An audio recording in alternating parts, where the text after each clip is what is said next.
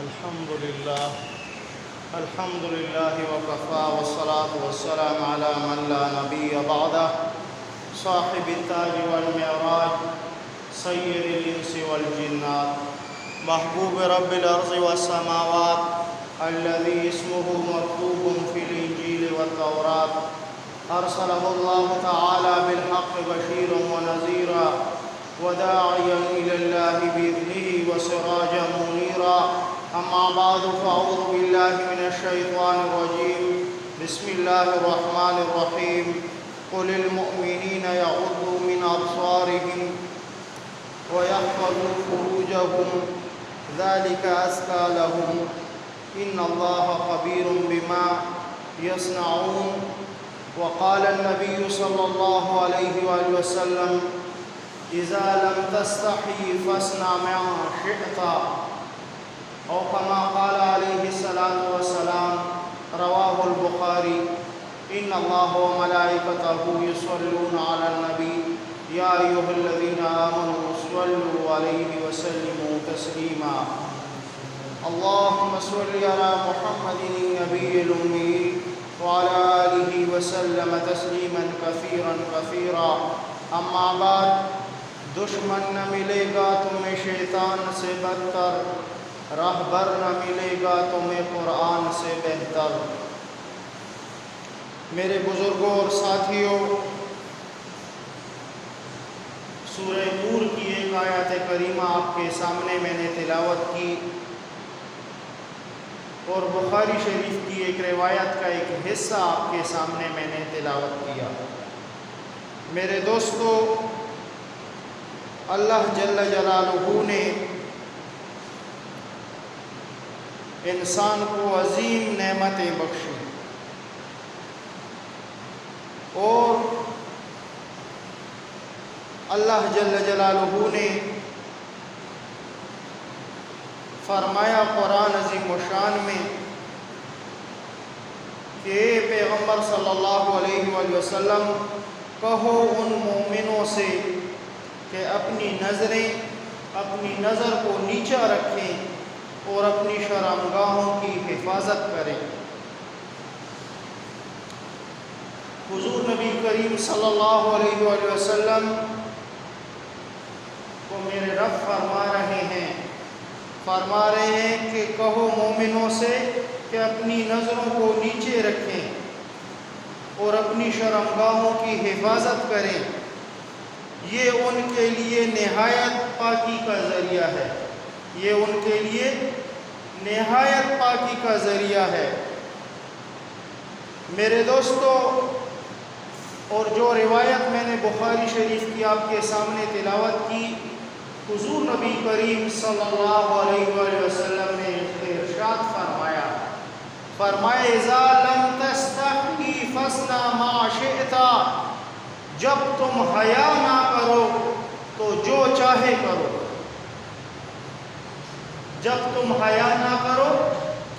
چاہے کرو میرے دوستو اور ساتھیوں محرم الحرام کے بیان شروع تھے لیکن اس میں ہم نے ایک بیان ایسا کیا کہ نظر کے متعلق آنکھوں کا جو دیکھنا ہے میرے دوستو اللہ جل جلالہ کی بے شمار نعمتیں ہیں اللہ جل جلالہ نے انسان کو بے شمار نعمتیں عطا فرمائی ہیں دنیا کی ساری مخلوقات کو اس کی خدمت میں لگایا ہے ایسی نعمتیں عطا فرمائی کہ دنیا کی تمام مخلوقات کو انسان کی خدمت میں لگا دیا اب وہ خدمت کیسی ہے مثلا سورج کو دیکھو روشنی دے رہا ہے اس خدمت کے ذریعے یہ سورج اللہ جل جلالہ نے پیدا کیا اور یہ انسان کو دیکھو روشنی دے رہا ہے پھر دیکھو چاند کی طرف چاند اپنی روشنی دے رہا ہے ستاروں کی طرف دیکھو ستارے اپنی روشنی دے رہے ہیں، ایسے پہاڑوں کی طرف دیکھو، دریا اور زمین وغیرہ ان کی طرف دیکھو، یہ سب انعامات انسان کے لیے ہیں اللہ جل جلالہ کی طرف سے۔ آپ اپنے ارد گرد نظر دوڑائیں، ہر طرف آپ کو اللہ جل جلالہ کی نعمتیں نظر آئیں گی۔ البتہ ایک بات ہے کہ یہ دنیا ہے اور یہاں کوئی چیز حاصل کرنے کے لیے محنت مشقت کرنی پڑتی ہے، اور جو بغیر محنت مشقت کے جگہ ہے وہ کون سی ہے؟ وہ جنت ہے، وہ جنت ہے۔ دنیا میں اگر کسی چیز کی کوئی طلب کرو گے تو تمہیں کچھ نہ کچھ محنت کرنی پڑے گی اس کے لیے، لیکن یہ دنیا ہے اس وجہ سے اس میں محنت اور مشقت ہے، اور بغیر محنت مشقت کی کوئی چیز مل جائے وہ ہے جنت۔ انسان اگر اپنے جسم میں اللہ جل جلالہ کی نعمتوں کا مشاہدہ کرنا شروع کرے تو اس کی زندگی ختم ہو جائے گی، لیکن وہ اللہ جل جلالہ کی نعمتوں کو گن نہ سکے گا۔ مثلا ہمارے جسم میں موجود آنکھیں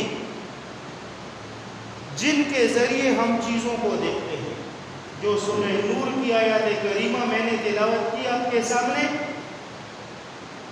تو اس میں اللہ جل جلالہ نے کیا فرمایا کہ میرے محبوب مومنوں سے کہہ دو کہ اپنی آنکھوں کو نیچے رکھیں اور اپنی شرمگاہوں کی حفاظت کریں۔ اور جو روایت میں نے بخاری شریف کی تلاوت کی کہ اذا لم تستحی فاصنع ما شئت، او کما قال علیہ الصلاۃ والسلام، اللہ کے محبوب نے فرمایا جب تم حیا نہ کرو تو جو چاہے کرو، جب تم حیا نہ کرو تو جو چاہے کرو۔ کیوں؟ اس وجہ سے کہ پھر ہم پر تمہاری کوئی ذمہ داری نہیں ہوگی، جو حکم میں نے اپنے رب کا تم تک پہنچا دیا ہے اور جو تمہیں میں نے کہہ دیا ہے اس پر عمل کرو، اگر نہیں کرو گے تو پھر یاد رکھو ایک جگہ ہے جواب دینے کی۔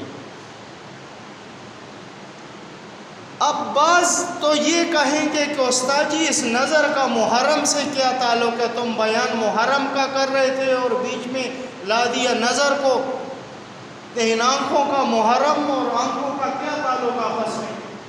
تو ان کا بہت وسیع اور گہرا تعلق ہے۔ سنیوں کو چاہیے کہ وہ اپنی مجالس تک محدود رہیں، ادھر ادھر اپنی نظریں مت بھٹکائیں، اور جب بھٹکائیں گے تو میرے محبوب اللہ کے لاڈلے نبی نے فرمایا اذا لم تستحی فاصنع ما شئت، جب تم حیا نہ کرو تو جو چاہے کرو۔ پھر اور دوسری جگہ میں فرمایا فمن تشبہ بقوم فہو منہ، فرمایا جس قوم کے ساتھ مشابہت کی تم نے قیامت کے دن اٹھو گے بھی اسی کے ساتھ۔ میرے دوستو اس میں ہمارے لیے بہت زیادہ عبرتیں ہیں۔ دنیا کی رنگینیاں اللہ پاک نے ہمیں دکھائی اپنی اس نعمت کے ذریعے، ان آنکھوں کے ذریعے، لیکن یہ بھی فرما دیا کہ اس کی میں نے حد مقرر کی ہے، حد تجاوز جاؤ گے تو یاد رکھو کہ نقصان میں ہو جاؤ گے۔ تو میرے رب نے کیا فرمایا کہ اپنی نظروں کو نیچے رکھو، اور پہلے میں نے یہ کہا کہ اللہ جل جلالہ کی عظیم نعمت ہے آنکھ، یہ آنکھ میرے رب نے دی ہے۔ انسان کے بدن میں صرف ایک آنکھ کے متعلق آج ہم نے بات کر لی، آنکھ کے متعلق، کہ یہ آنکھ ہماری غلط استعمال جب ہوتی ہے نا، اپنی مجالس سے بھٹک جاتے ہیں ہم لوگ، اور دوسروں کی مجالس میں جب جاتے ہیں تو کوئی ایک سوچ لے کر جاتا ہے اور کوئی دوسری سوچ لے کر جاتا ہے. تو جس نے جو سوچ رکھی اس کا بدلہ قیامت کے دن وہ پائے گا. لیکن صرف اور صرف آنکھوں سے دیکھنا بھی، ہمارے علماء نے فرمایا کہ تمہارا آنکھوں سے دیکھنا بھی اس مجلس کی طرف جائز نہیں ہے. کیا فرمایا؟ تمہارا آنکھوں سے دیکھنا بھی اس مجلس کی طرف جائز نہیں ہے. تو یہ ہمارے سنیوں کو یہ چاہیے کم سے کم کہ جب محرم میں مجالس ہوتی ہیں سنیوں کی اپنی مجالس میں جاؤ. تمہیں کیا ہوا ہے؟ تمہیں کیا اپنے رب کا حکم تم بھول گئے ہو؟ تم حضور نبی کریم صلی اللہ علیہ وآلہ وسلم کی حدیث مبارکہ کو بھول گئے ہو، تب تو تم الٹے چلنے لگے ہو. اور جب اللہ کے حکم کو بھولو گے، حضور نبی کریم صلی اللہ علیہ وآلہ وسلم کی حدیث مبارکہ کو بھولو گے، پھر تم الٹے راستے پر چلو گے. اور جب الٹے راستے پر چلو گے تو یاد رکھو کہ آگے آگ ہے پھر، اور وہ آگ کون سی ہے؟ وہ جہنم کی ہے. وہ آگ کون سی ہے؟ جہنم کی ہے.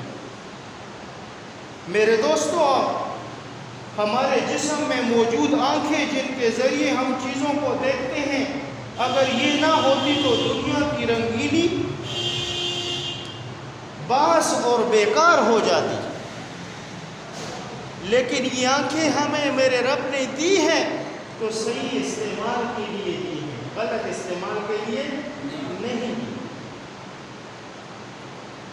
اس نعمت کی حقیقت کا اس وقت پتہ چلتا ہے جب یہ کام چھوڑ دو. جب یہ کام چھوڑ دو. پیدائشی نابینا تو شروع ہی سے بے خبر رہتا ہے، بے خبر ہوتا ہے. لیکن جس شخص کی آنکھیں ٹھیک تھیں اور اب ان آنکھوں نے کام چھوڑ دیا، اس سے ان کی قیمت پوچھو کہ ان آنکھوں کی قیمت کیا ہے. اگر تم اغیار کی مجلس میں جاتے اور میرا رب تمہیں اسی وقت اندھا کر دے تو تم کیا کر لو گے؟ یہ صحیح دنیا کی رنگینیاں تمہارے لیے تاریکیوں میں بدل جائیں گی اور اندھے ہو جاؤ گے. اندھے ہو جاؤ گے. یہ تو آنکھوں والوں سے قیمت پوچھو کہ آنکھوں کی قیمت کیا ہے. اگر بڑا سے بڑا بادشاہ ہو، بڑا سے بڑا کوئی افسر ہو، بڑا سے بڑا جائیداد والا امیر ہو، اور جب اس کی آنکھوں کی روشنی چلی جائے تو جدید ٹیکنالوجی کے ذریعے تو کیا کہتے ہیں کہ اس کی ہم نے جو ہے اندر کی آنکھ تبدیل کر دی ہے. لیکن وہ آنکھ صحیح ہو یا نہ ہو اس کی ذمہ داری ڈاکٹر بھی نہیں لیتے. اس کی ذمہ داری نہیں ہوتی. ڈاکٹر بھی اس چیز کو نہیں قبول کرتے کہ میں اس بات کا ذمہ دار ہوں کہ تمہاری آنکھ کام کرے گی. نہیں، آنکھ تمہیں لگا دے گا اور تم سے یہ کہے گا کہ ظاہری زینت تمہاری برابر ہو گئی. ظاہری زینت تمہاری برابر ہو گئی کہ سامنے والا دیکھے گا تو وہ یہ نہیں کہے گا کہ یہ اندھا ہے. لیکن یاد رکھو، دیکھنے نہ دیکھنے کی ذمہ داری ہماری نہیں ہے. چاہے تم کروڑوں روپے لگا لو، چاہے تم خربوں روپے لگا لو، لیکن ایک آنکھ جو انسان کے بدن کی ہے، اور اللہ پاک نے کیسے پیدا کی؟ تم یہاں دنیا میں ایک آنکھ لگواؤ، کروڑوں روپے تمہیں دینے پڑیں گے، اور کون سے ملک جاؤ گے، کہاں جاؤ گے یہ الگ. کہیں گے کہ لندن گیا علاج کے لیے اور آنکھ لگوائی، اور فلاں گیا اور فلاں ملک گیا اور آنکھ لگوائی اس نے. لیکن جب میرے رب نے انسان کو پیدا کیا تھا اور یہ آنکھیں دی تھی تو 1 روپیہ بھی میرے رب نے ہم سے نہیں لیا تھا. کوئی پیسے دیے تھے کسی کے باپ نے؟ جتنے بچے بھی جنے، کوئی ہے ایسا جس نے پیسے دیے ہوں رب کو؟ لیکن کیسا میرا رب رحیم ہے اور کیسی نعمتیں عطا کرتا ہے، اور اس محرم میں آ کر اس نعمت کا ہم غلط استعمال شروع کر دیتے ہیں.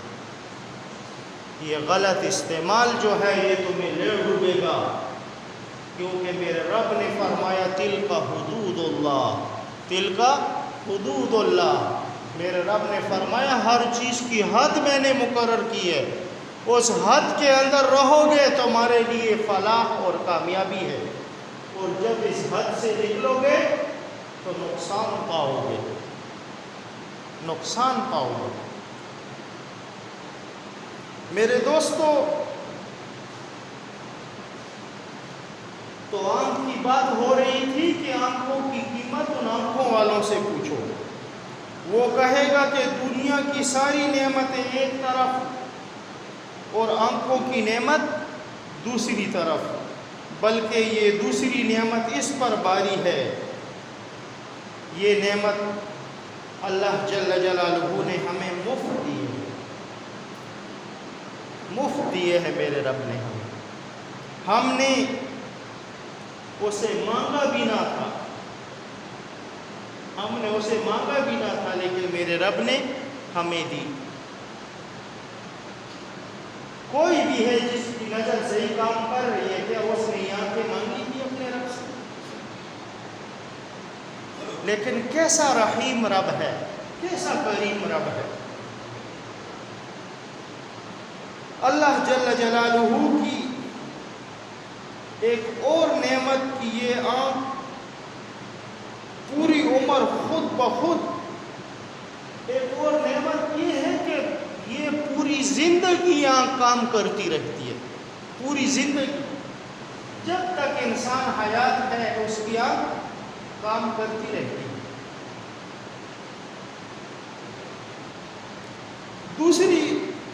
دوسری مشینیں جب ایک خاص وقت تک کام کرتی ہیں، اگر مصنوعی مشینیں ہوتی ہیں اس میں تمہیں تیل ڈالنا پڑے گا، پیٹرول ڈالنا پڑے گا، آئل ڈالنا پڑے گا، کوئی نہ کوئی تمہیں اس کی خدمت کرنی ہے، لیکن ایسی مشین میرے رب نے دی، ایسی مشین کہ اس کی حفاظت بھی میرے رب نے فرمائی۔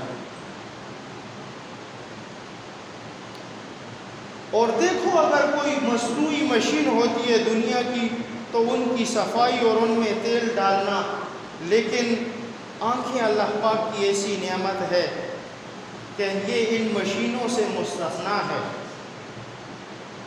ان کے خوراک کا انتظام اللہ پاک نے پہلے سے کیا ہے۔ جب انسان منہ میں کھانے کا لقمہ ڈالتا ہے، کھانے کا لقمہ، یہ کھانے کا لقمہ اس نے منہ میں ڈالا، اللہ پاک نے آنکھ کا حصہ اس خوراک کے اندر الگ رکھا ہوا ہے۔ دیکھو کیسی مشین انسان کے جسم میں فٹ کی کہ آنکھ کا جو حصہ ہے خوراک کا، آنکھ کو جو خوراک چاہیے، تو یہ نہیں ہے کہ تم یہاں سے باہر سے ڈالو گے آنکھوں کی خوراک، کوئی ایسا سسٹم تو نہیں ہے۔ جب انسان منہ میں لقمہ ڈالتا ہے، اس لقمے کے لیے انسان کے بدن کو ایسا نظام بنایا میرے رب نے کہ آنکھ کی خوراک الگ جگہ چلی جاتی ہے، اپنی خوراک آنکھ کو پوری ملتی ہے جب منہ میں تم لقمہ ڈالتے ہو۔ تو اس میں آنکھ کا بھی حصہ ہوتا ہے، آنکھ کو اس کا پورا حصہ میرے رب نے دیا ہے۔ یہ انسانی عقل سے باہر باتیں اور اس کے خلاف باتیں ہیں۔ جب ہماری عقل کام چھوڑ دیتی ہے، بالکل ختم ہو جاتی ہے، وہاں سے میرے رب کی قدرت شروع ہوتی ہے۔ جب پوری دنیا کی سائنس اور ٹیکنالوجی ختم ہو جاتی ہے، وہاں پر میرے رب کی قدرت شروع ہو جاتی ہے۔ جب دنیا کی ساری مشینیں فیل ہو جاتی ہیں۔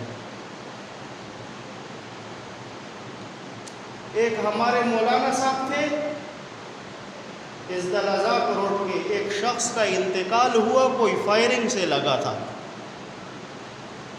یہ انسان کی عقل اور شعور تک میں آپ کو بات کر رہا ہوں۔ اس کو ہمارے خیبر پختونخوا کی جو مشہور ہاسپٹل ہے LRH، لیڈ ریڈنگ ہسپتال، اسے لے جایا گیا جو شخص فائرنگ سے لگا تھا۔ تو ڈاکٹروں نے کہا کہ اس کا تو بہت پہلے انتقال ہو چکا ہے، یہ تو گھنٹوں پہلے اس کا دم نکل چکا ہے۔ انہوں نے کہا اچھا، رونا دھونا شروع ہو گئے، لاش اٹھائی اور گھر کی طرف آئے۔ جب جنازہ تیار ہوا، جنازہ جانے لگا کندھے پہ جنازہ اٹھایا ہوا ہے چارپائی، ایک دم وہ شخص چارپائی میں بیٹھ گیا، ایک دم کفن پہنا وہ ایک دم چارپائی میں بیٹھا۔ یہ دنیا کی مشینیں کبھی کبھی ناکام ہو جاتی ہیں، میرا رب بندے کو دکھاتا ہے کہ تمہاری سوچ اور تمہاری مشینیں محدود ہیں، میری قدرت بہت عظیم ہے۔ وہ بیٹھا چارپائی میں اور واپسی پھر گرا، اس وقت اس کا انتقال ہوا، اس سے پہلے وہ زندہ تھا اور بے ہوش تھا، حالانکہ وہ مشینیں سب یہ بتا رہی تھی کہ یہ شخص مرا ہوا ہے۔ یہ ہمارے پشاور کا واقعہ ہے، اور محمدزئی میں لڑائی ہوئی تھی اور وہ شخص لڑائی میں لگا تھا، فائرنگ میں لگا تھا وہ شخص، اور جس کے ساتھ اس کی رشتہ داری تھی وہ میری کلاس کا تھا، ہم ایک ہی جگہ دور حدیث کر رہے تھے، طالب علم تھے۔ تو اس نے مجھے بتایا تھا کہ کل تو یہ کام ہوا ہے کہ بھائی کے لارائش والوں نے بھی کہا کہ یہ شخص مارا ہوا ہے۔ جب جنازہ جانے لگا چارپائی میں بیٹھ گیا بندہ، کہتا ہے سار اٹھایا جیسے، پھر واپسی گر گیا۔ تو یہاں انسان کی عقل کام کرتی۔ محجن ایک عورت تھی، آقا علیہ السلام کے دربار میں آئی اور زاروں قطار رو رہی تھی، زاروں قطار رو رہی تھی، اور فریاد کیا ہے؟ فریاد یہ ہے کہ میرے رب ایک ہی بیٹا دیا اور وہ بھی لے لیا۔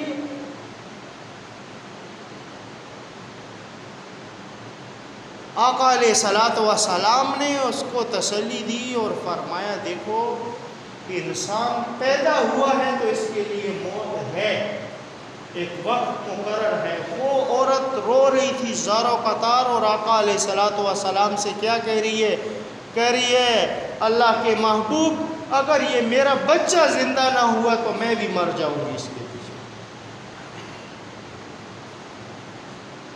اللہ کے محبوب کا پھر جلال و کمال دیکھو، ایک ماں کو روتے ہوئے دیکھا جب،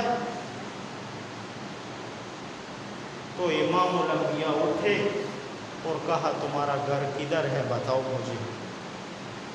جب گھر گئے دروازے پر پہنچے تو ابھی دروازے میں داخل نہیں ہوئے تھے، آقا علیہ السلام نے پوچھا تمہارا بچہ کہاں پڑا ہوا ہے جو فوت ہو گیا؟ فرمایا اللہ کے محبوب یہ سامنے پڑا ہے۔ اللہ کے محبوب نے فرمایا تم بھیج لیجیے۔ بچہ اٹھ کر بیٹھ گیا چاہتا ہے، اور وہ بچہ پھر امیر المومنین سیدنا حضرت ابوبکر صدیق رضی اللہ تعالیٰ عنہ کے دور خلافت میں بھی زندہ رہا، عمر بن خطاب رضی اللہ تعالیٰ عنہ کے دور خلافت میں بھی زندہ رہا، عثمان بن عفان رضی اللہ تعالیٰ عنہ کے دور خلافت میں ایک جنگ میں وہ شہید ہوا تھا۔ تو جب میرا رب اپنی قدرت کے کرشمے دکھاتا ہے تو پھر انسانی عقل کام چھوڑ دیتی ہے۔ یہ دنیا کی مشینوں کی یہ بات کر رہا تھا میں آپ کو کہ دنیا کی مشینیں ایک محدود حد تک ہیں، محدود حد تک میرے دوستوں، لیکن میرے رب کی دی ہوئی نعمتیں یہ بہت عظیم ہیں، ان کا غلط استعمال بالکل جائز نہیں۔ یہ آنکھیں یہ اللہ جل جلالہ کی ایک بہت بڑی نعمت ہے، اس کو غلط جگہ پر استعمال کرنا یہ قطعاً جائز نہیں ہے۔ اسی وجہ سے میرے رب نے سورہ نور میں فرمایا میرے محبوب ان مومنوں سے کہو، یہ نہیں کہا یا ایھا الناس، لوگوں سے نہیں کہو، فرمایا مومنوں سے کہو، ایمان والوں سے۔ اگر اس جگہ پر مومنوں کی جگہ الناس آیا ہوتا تو پھر لوگوں کو مخاطب ہوتا، اس میں مسلمان کافر سب شامل تھے، لیکن یہاں پر میرے رب نے فرمایا مومنوں، ایمان والوں سے کہو میرے محبوب، ایمان والوں سے کہو کہ اپنی آنکھوں کو نیچے کرو، اپنی آنکھوں کو نیچے کرو اور اپنی شرمگاہوں کی حفاظت کرو، اپنی شرمگاہوں کی حفاظت کرو۔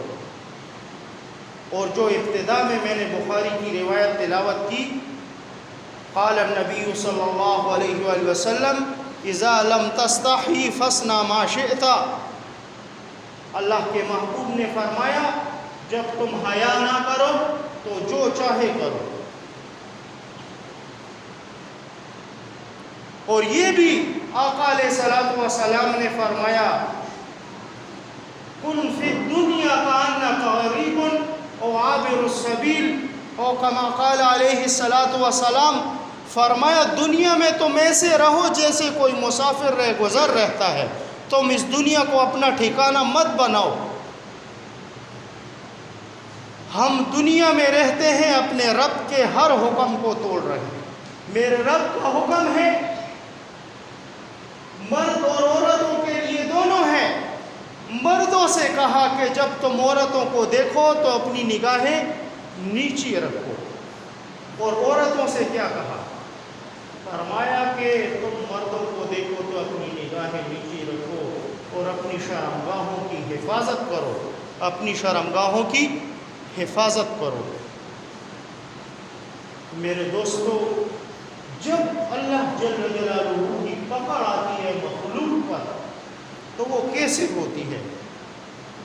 تھوڑا سا اپنے اس ماضی قریب کو تصور میں لاؤ کہ پچھلے سال اس وبا کے ذریعے کتنے لوگ گھروں میں بیٹھے تھے۔ صدر اور گورا بازار اور مینا بازار کیسے خالی پڑے تھے عورتوں سے، کیسے یہ بیوٹی پارلر عورتوں سے خالی پڑے تھے۔ جب ایک آواز آئی تو پشاور کلب کیسے خالی ہوا تھا فوجیوں کا رات کو شراب خانوں سے، سب گھروں کی طرف بھاگے تھے،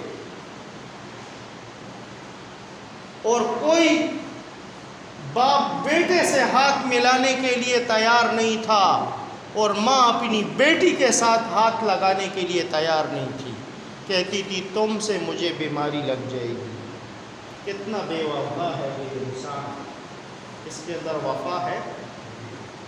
جس ماں نے اسے جنا تھا، جس کے لیے اس ماں نے کتنی تکلیفیں برداشت کی تھیں، اب جب ڈرنے کا وقت آیا اور اب جب وبا آئی تو پھر یہ بیٹی بھی اپنی ماں سے کہہ رہی ہے اماں جان دور ہو جاؤ، میرے ساتھ کہیں تمہارا ہاتھ نہ لگ جائے، تمہاری عمر 60 سال سے زیادہ، تمہاری عمر 60 سال سے زیادہ ہے، تھوڑی سی دور ہو جاؤ۔ اور بیٹا اپنے باپ سے، یہ میرا رب ہمیں دکھاتا ہے کہ باز آ جاؤ، تمہیں جب میں نے قرآن میں حکم دے دیا کہ پردہ کرو تو پھر پردہ کرو، اگر تم مرد ہو یا عورتیں ہو، مرد ہو تمہارے لیے جو قانون میں نے بھیجا ہے اس قانون پر عمل کرو، عورت ہو تمہارے لیے جو قانون بھیجا ہے تم اس قانون پر عمل کرو۔ لیکن ہم محرم میں کیا کرتے ہیں؟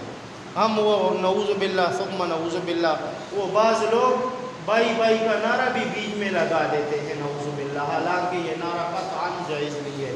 جس نے لگایا یہ نعرہ، جس نے، تو یاد رکھو بخاری کی دوسری جلد میں ایک روایت ہے، کافر کو نہ کافر کہنے والا کفر کا مرتکب ہے،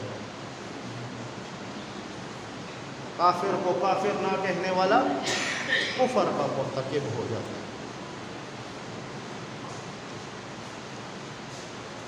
تو میرے دوستو، بات بنیادی یہ ہے کہ مسلمان آپس میں بائی بائی ہیں، مسلمان آپس میں بائی بائی ہیں، اور اگر کوئی کافر بھی ہے تو اس کو حقارت کی نگاہ سے مت دیکھو، اس کو حقارت کی نگاہ سے مت دیکھو، بلکہ اپنے دل میں یہ بات لاؤ کہ میں اس شخص کی اصلاح کروں گا کہ یہ سیدھے راستے پر آ جائے۔ آقا علیہ الصلوۃ والسلام کہ جتنے صحابہ کرام رضوان اللہ تعالی علیہم اجمعین ہیں، ان سب کی زندگی کا خلاصہ تم اٹھاؤ اور قرآن کریم کا خلاصہ تم اٹھاؤ تو تمہیں بات جواب میں ملے گی کہ دوسرے کی اصلاح، پہلے اپنی اصلاح بعد میں دوسرے کی اصلاح۔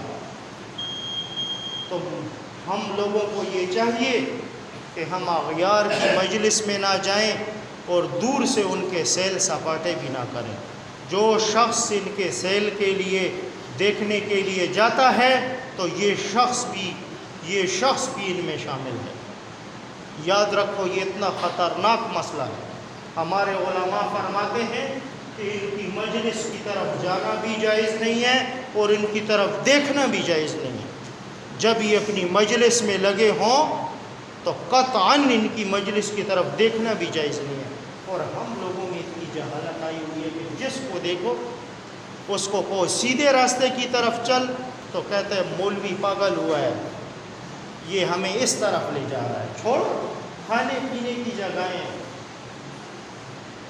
یہ پھر وہ بات آتی ہے۔ ہمارے ساتھ کراچی میں طالب علم تھے، وہ کہتے تھے یا حسین ہم نہیں تھے کھانے پینے میں کسی سے کم نہیں تھے۔ تو بات اس طرف مت لے جاؤ، بلکہ تمہاری سنیوں کی اپنی مجالس ہیں، تم اپنی مجلس کی طرف جاؤ، تم کیوں دوسرے کی طرف جاتے ہو؟ اور یاد رکھو جب جاؤ گے تو تم اس حدود کو پار کر رہے ہو، تل کا حدود اللہ کو تم پار کر رہے ہو، اور تل کا حدود اللہ کو جب پار کرو گے تو یاد رکھو یہ آخری باؤنڈری ہے، جب اس کو پار کیے تو کفر میں داخل ہو گئے۔ تو اپنے آپ کو بچانا چاہیے ہم سب والوں کو، اور انشاءاللہ بچائیں گے ہم لوگ، اپنی آنکھوں کو نیچے کریں گے، اور جب ہمارے علماء حق کی مجالس ہو تو ہم ان کی طرف جائیں نا۔ کیوں ہم علماء حق سے منہ موڑتے ہیں اور اغیار کی طرف جاتے ہیں؟ اللہ جل جلالہ ہمیں توفیق عطا فرمائے کہ ہم اپنی آنکھوں کی حفاظت کریں۔ اللہ جل جلالہ ہم سب سے راضی ہو جائے۔ وآخر دعوانا الحمدللہ رب العالمین۔ سنتیں ادا کرو۔